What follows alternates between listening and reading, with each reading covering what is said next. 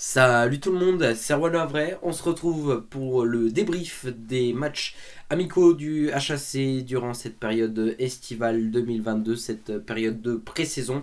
On va débriefer tout ça, ces cinq matchs amicaux de cette pré-saison. Alors, c'est parti.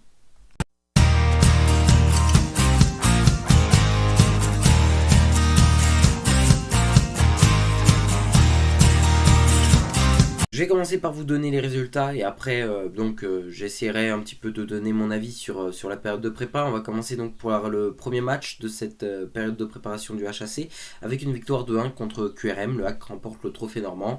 J'ai envie de dire que le HAC rentre plutôt bien dans sa période de préparation. Deuxième match, un match nul, voilà, tout simplement, 2 partout contre Avranches, face à une équipe de nationale, hein, Avranches. Puis voilà. Troisième match de prépa, une claque, 4 buts à 1 contre Amiens. Alors là, on commençait un petit peu à s'inquiéter. Et puis, quatrième match, encore une défaite, et pas des moindres, 3-0 contre les Stacks de 3. Et puis, dernier match, encore une défaite, 1-0 face à Dijon. Donc, voilà. Bon, en gros, pour débriefer ces 5 matchs amicaux, c'est vraiment inquiétant quand même. Une victoire, un nul, 3 défaites, dont 2 claques principales quand même, hein, face à Amiens et face à 3, on s'est quand même pris des bonnes claques. Le HAC, c'est quand même 4 buts marqués pour 12 encaissés, ce qui est un bilan catastrophique, j'ai envie de dire. Mais voilà, c'est vrai que je suis inquiet quand je vois les résultats. Après, j'ose me dire peut-être que ces résultats vont nous permettre de nous améliorer, on peut que s'améliorer et faire en sorte qu'on corrige nos lacunes avant le début de la saison. Évidemment, ce serait quand même top, mais surtout avant la fin du mercato, essayer peut-être de recruter des joueurs à des postes où on est dans le besoin. Donc voilà, c'est vrai que j'ai du mal à savoir réellement quel poste on est à plus besoin quand on voit ces matchs amicaux, parce que on s'est pris beaucoup de buts. On a un milieu de terrain assez faible, puisque on aligne Nolan Mbemba titulaire, donc c'est quand même, honnêtement, pour moi, Nolan Mbemba n'a pas le niveau nécessaire pour être titulaire en Ligue 2. Après, c'est un avis tranché un avis de chacun, j'ai envie de dire. Et puis, offensivement parlant, on n'a pas non plus marqué beaucoup de buts. Donc, je sais pas trop. On verra. Il faut laisser l'équipe de Mathieu Bodmer et de Luca Elsner travailler pour essayer de trouver des joueurs capables de nous faire nous améliorer et qui vont servir à quelque chose. Donc on verra bien, mais en tout cas c'est vrai que les résultats sont assez inquiétants. Après, il y a une chose positive quand même, c'est que ça peut permettre justement, comme j'ai dit, à trouver qu'est-ce qu'il ne va pas en fait. Et voilà, j'espère qu'en tout cas on va réussir à monter en puissance, parce que ça fait peur, évidemment ça fait peur avant de débuter le championnat comme ça, on ne sait pas trop, on se dit est-ce que le HAC va vraiment être dans les tops, ou est-ce qu'on va plus avoir du mal, ce qui est totalement possible, malheureusement, c'est qu'on ne sait pas trop vers où on va. Voilà. Après, voilà, j'ai envie de dire, les personnes qui disent ouais, on fait une prépa de merde, c'est foutu, machin, non, c'est pas foutu. Excusez-moi, mais aujourd'hui, si vous dites que c'est foutu, je crois que vous êtes des footix, ça sert à rien. Dans le football, tout est possible, hein.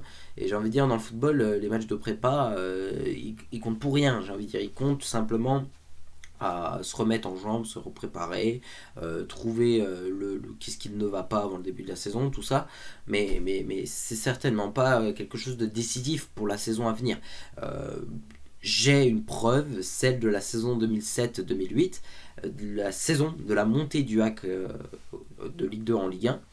Le HAC avait tout simplement remporté aucun match lors de la période de prépa. Ça ne nous avait pas empêché de terminer premier de Ligue 2 par la suite. Donc maintenant, on verra, mais je dis pas qu'on va terminer premier de Ligue 2 ou quoi, mais ça veut simplement dire qu'aujourd'hui, peu importe au final tes résultats que tu fais en prépa, ça veut pas dire que l'équipe sera dégueulasse en Ligue 2.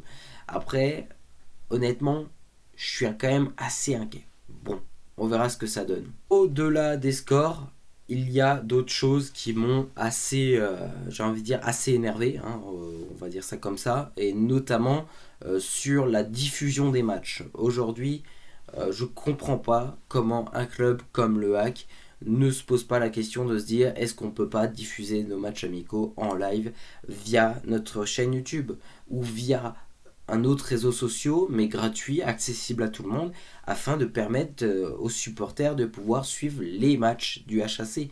Je trouverais ça normal que le HAC le fasse. Aujourd'hui, on voit beaucoup d'équipes, excusez-moi, le faire. Et justement, je trouve ça intéressant parce que ça permet de garder un lien entre les supporters et l'équipe, même pendant les phases amicaux. Je trouve ça... c'est le seul moment où en finale il n'y a pas de système de droit télé, où on n'est pas obligé de mettre des matchs payants, on peut les mettre un petit peu où on veut, gratuitement, accès comme on veut. Non, on continue à faire nos live tweets qui servent à rien. J'ai envie de dire, aujourd'hui, ça serait tellement intéressant, même avec, comme je l'ai dit plusieurs fois sur Twitter cet été, même avec une caméra un peu pétée, qu'est-ce que j'en ai à faire? Mettez-moi une caméra qui filme le match, nickel, et qu'on puisse suivre le match, surtout pour ceux, les supporters havrais qui habitent dans d'autres régions, et surtout pour les supporters havrais qui ne peuvent pas aller voir les matchs, parce qu'il y a une deuxième chose, on va dire, qui m'a énervé, c'est quand même le choix des stades durant cette prépa, qui ont été catastrophiques au final. Catastrophiques.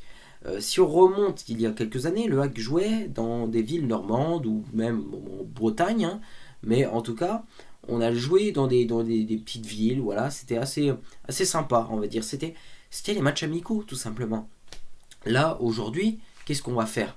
On a joué un match au centre d'entraînement du HAC à huis clos. Alors, à huis clos, sans supporters, pas de diffusion sur YouTube, donc les gens ne peuvent pas voir le match. Donc déjà là, aucun respect. On a eu un deuxième match à huis clos face à Dijon hier, à l'INF Clairefontaine. Ensuite, qu'est-ce qu'on a eu? Un match sur le stade d'entraînement de Amiens. Alors là, attention, c'était pas huis clos. Il y a pu quand même avoir 299 personnes qui ont pu assister au match. Non mais, ils se foutent de notre gueule quand même. Franchement, c'est du foutage de gueule. Je le dis haut et fort, c'est du foutage de gueule. Quand tu joues des matchs amicaux, tu essayes d'aller dans des petites villes, et d'accueillir du monde, pas avoir des stades de 25 000, on est bien d'accord, mais c'est toujours un peu sympa d'avoir cet esprit proche entre les joueurs et les supporters, entre les supporters et les joueurs durant cette préparation. Je veux dire, aujourd'hui, ça devait être glauque, ça devait être triste, cette prépa du côté du HAC. Ça devait être nul. Alors, pour moi, c'est vraiment deux choses qui sont importantes. C'est de se dire, les matchs amicaux, c'est important de les faire avec du public. C'est important de les diffuser aussi via YouTube pour les supporters qui ne peuvent pas assister au match, ne peuvent pas parce qu'ils n'habitent pas dans la région. Moi, j'aurais trouvé ça normal aujourd'hui qu'on fasse une diffusion comme de nombreux clubs aujourd'hui le font, surtout des clubs de Ligue 1. Mais ça n'empêche que le HAC, je veux dire, ça coûte rien, je veux dire, ils prennent même un téléphone, ils prennent un téléphone d'un gars du HAC. Je sais pas, le mec qui travaille au HAC Shop, il prend son téléphone, il filme. Je veux dire, c'est gratuit, ça sert à rien. Je veux dire, tu peux nous diffuser le match gratos. Et j'ai du mal à comprendre. Comment ça se passe, comment ça se fait que le HAC ne veut pas diffuser ses matchs amicaux. Faut évoluer, voilà, et le HAC n'évolue pas. Donc voilà, c'est tout pour cette vidéo, en tout cas débrief des matchs amicaux. On va passer aux choses sérieuses dès la semaine prochaine, la semaine à venir. Alors il y aura probablement la vidéo du départ de Fernand Mayembo qui sortira très bientôt.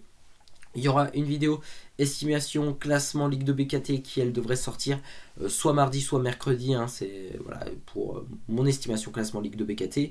Et puis samedi, la vidéo avant match de la première journée de la Ligue de BKT contre Grenoble. Donc j'ai hâte en tout cas d'être avec vous. Alors bisous les amis et à bientôt.